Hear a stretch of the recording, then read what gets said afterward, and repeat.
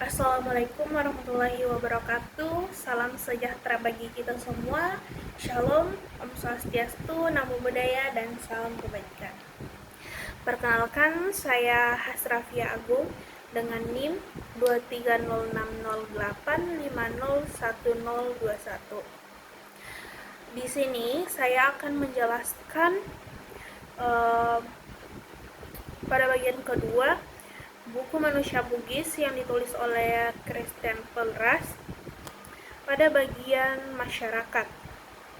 Nah, sebelum kita masuk pada bagian yang kedua, saya akan menjelaskan sedikit tentang bagian pertama, yaitu pembentukan identitas Bugis dan asal-usulnya dari asal-usul hingga zaman klasik. Nah, pada bagian pertama ini yang dijelaskan pembentukan identitas Bugis dari asal-usul hingga ke zaman klasik, yang dimulai dengan pengantar mengenai siapa orang Bugis ini, di mana letak geografis mereka, apa bahasanya, bagaimana mereka dipandang dari luar, dan bagaimana mereka memandang diri mereka sendiri. Nah, Christian Pelras juga memaparkan sumber-sumber yang bisa digunakan dalam sejarah manusia Bugis ini dengan menggunakan cerita-cerita lisan, yaitu pada cerita naskah Lagaligo. Dan yang terakhir pada zaman klasik, yang dimana kemunculan kerajaan-kerajaan awal, yang dimana itu kerajaan awal itu dimulai dari masyarakat sederhana yang berkembang menjadi kerajaan, dengan hubungan antara kerajaan memperkuat politik dan budaya, hingga mulai tempat sistem budaya, adat, hukum, dan kekuasaan di Bugis. Nah, masuk pada bagian kedua, yaitu pada masyarakat dan budaya yang bertahan dan berubah. Tetapi di sini saya hanya menjelaskan pada bagian masyarakat, yang di dalamnya ada beberapa aspek, yaitu dari tradisional ke modern, kekerabatan gender dan perkawinan, stratifikasi sosial, penguasaan wilayah, kekuasaan, kemajuan, hingga ke hubungan patron klien. Nah, pada masyarakat Bugis dari tradisional ke modern digambarkan sebagai sebuah proses panjang yang dipengaruhi oleh faktor sejarah, budaya, dan hubungan dengan dunia luar. Nah, pada masa tradisional, kehidupan masyarakat Bugis diatur oleh sistem kekerajaan, di mana struktur sosial itu sangat jelas dengan adanya kebangsawanan yang memiliki kedudukan paling tinggi, yang di bawahnya terdapat rakyat biasa hingga kelompok budak. Nilai adat, hukum yang tidak tertulis, dan prinsip siri atau harga diri menjadi pedoman utama dalam setiap aspek kehidupan. Pada perekonomian bertumpu pada pertanian, pelayaran, dan perdagangan lokal, serta ikatan kekeluargaan, gotong royong juga masih kuat. Nah, seiring berjalannya waktu, masyarakat Bugis mulai mengalami perubahan ketika berhubungan dengan dunia luar, atau dengan masuknya Islam membawa aturan baru dalam kehidupan beragama dan hukum adat.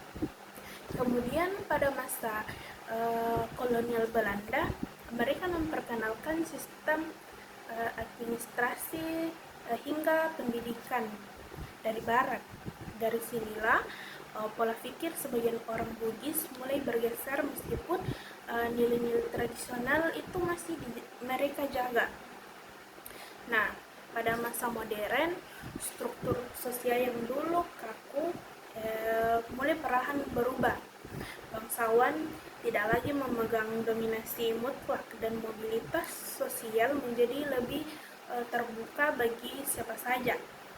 Bahkan perekonomian juga berkembang, tidak hanya sebatas pertanian ataupun perdagangan, tetapi merambah ke sektor modern seperti pendidikan, usaha, dan lain-lain. Ciri lain yang menonjol yaitu mereka sudah mulai merantau, di mana orang Bugis banyak tersebar di berbagai daerah di Indonesia. Bahkan mereka juga merantau ke luar negeri. Kekerabatan di masyarakat Bugis itu cukup sederhana dan tergolong sistematis, yang dimana seluruh kerabat yang berasal dari garis generasi, baik itu laki-laki maupun perempuan, serta saudara laki-laki, saudara perempuan, ataupun sepupu masuk ke dalam kategori saudara atau sering disebut dalam bahasa Bugis yaitu silesuran. Dan yang paling penting, apakah itu kakak atau yang lebih tua atau yang lebih muda itu disebutnya Andri. Kemudian pada angkatan ibu dan bapak akan disapa dengan amure atau paman, dan bibi disebut inore. Sedangkan orang tua dari bapak ataupun ibu akan disapa dengan sebutan nenek, yang berarti itu adalah kakek ataupun nenek. Perkawinan Bugis yang berarti sialah atau saling mengambil satu sama lain. Jadi perkawinan di masyarakat Bugis adalah ikatan timbal balik, di mana perkawinan bukan hanya sekedar penyatuan antara kedua mempelai, tetapi suatu upacara penyatuan dan persekutuan dua keluarga dengan bermaksud mempererat hubungan kekeluargaan. Bagi kaum bangsawan di Bugis yang harus diperhatikan dan yang paling penting adalah kesesuaian derajat antara pihak laki-laki dan pihak perempuan.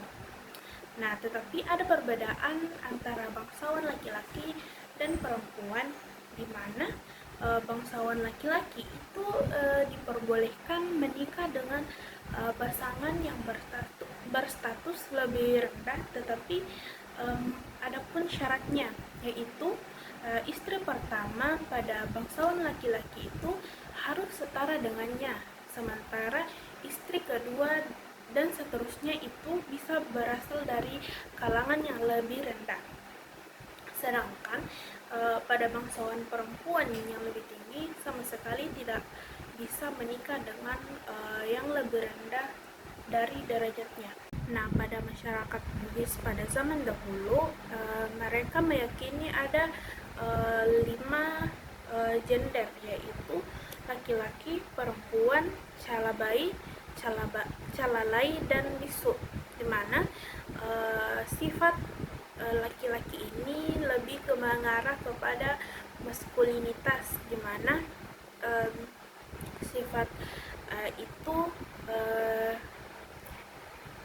biasa dikaitkan dengan kekuatan, tanggung jawab, logik, lebih menggunakan logika. Sedangkan perempuan itu diartikan sebagai kelembutan, kepekaan, dan lain-lain. Nah, pada gender ketiga, ini adalah calabai.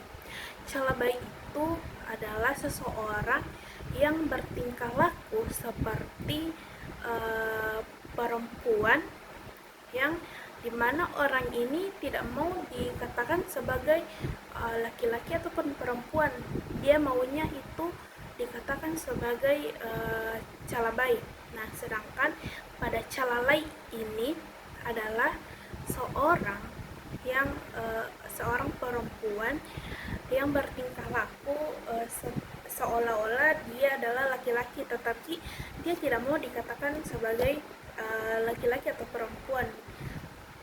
Dan yang terakhir yaitu bisu.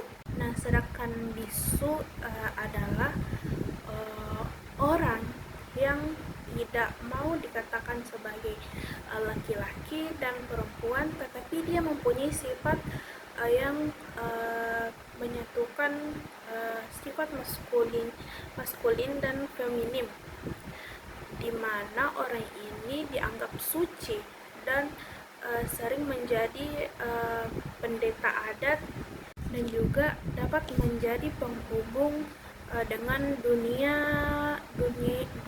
dan roh lain, di dunia roh atau dewata. Bagian kedua ini juga Christian Pelras membahas tentang stratifikasi sosial masyarakat Bugis yang dijelaskan melalui prinsip hierarki keturunan yang dikenal dengan istilah darah putih dan darah merah. Mereka memiliki darah putih yang dianggap sebagai keturunan bangsawan, bahkan sering diyakini memiliki hubungan dengan leluhur yang suci atau ilahi. Oleh karena itu, golongan ini menempati posisi paling tinggi dalam tatanan sosial, yaitu orang yang dihormati oleh masyarakat, serta biasanya menduduki jabatan penting sebagai raja, pemimpin politik, maupun tokoh adat yang berwibawa. Berbeda dengan halnya dengan golongan darah merah. Golongan darah merah berasal dari rakyat biasa. Mereka umumnya hidup sebagai petani, nelayan, ataupun pedagang kecil, sehingga kedudukannya berada pada lapisan bawah dalam kehidupan sehari-hari. Kelompok ini tunduk pada aturan dan kewibawaan kebangsawanan, sekaligus menjadi penopang utama dalam roda kehidupan ekonomi pada masyarakat Bugis dahulu. Terdapat kelompok ketiga yang lahir dari perkawinan silang antara darah putih dan darah merah. Mereka menempati posisi menengah yang tidak sepenuhnya memiliki kehormatan bangsawan murni, tetapi juga dipandang serendah rakyat jelata. Kehadiran kelompok ini menjembatani hubungan antara bangsawan dan rakyat biasa, serta menunjukkan dinamika sosial dalam masyarakat Bugis tradisional. Mereka ditempatkan di tengah-tengah. Terakhir pada bagian kedua yaitu hubungan patron klien. Dalam masyarakat Bugis, hubungan antara patron dan klien adalah ikatan yang timbal balik antara orang yang kuat atau berkuasa, atau yaitu patron, dengan orang biasa yang membutuhkan perlindungan, yaitu klien. Hubungan ini menjadi salah satu ciri penting dalam kehidupan sosial, politik, juga ekonomi di orang Bugis. Nah, pertama yaitu pola dasar bahwa patron memberikan perlindungan secara bantuan dan akses pada sumber daya. Sebagai gantinya, klien harus memberikan loyalitas seperti dukungan dan kesetiaan. Hubungan ini tidak selalu seimbang, tetapi tetap saling menguntungkan. Terbentuknya sistem ini pada budaya Bugis yang menekankan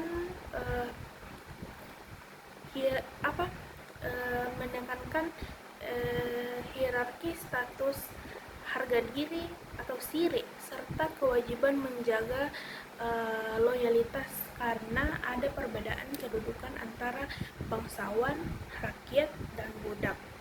Maka hubungan patron dan klien menjadi cara untuk menghubungkan mereka.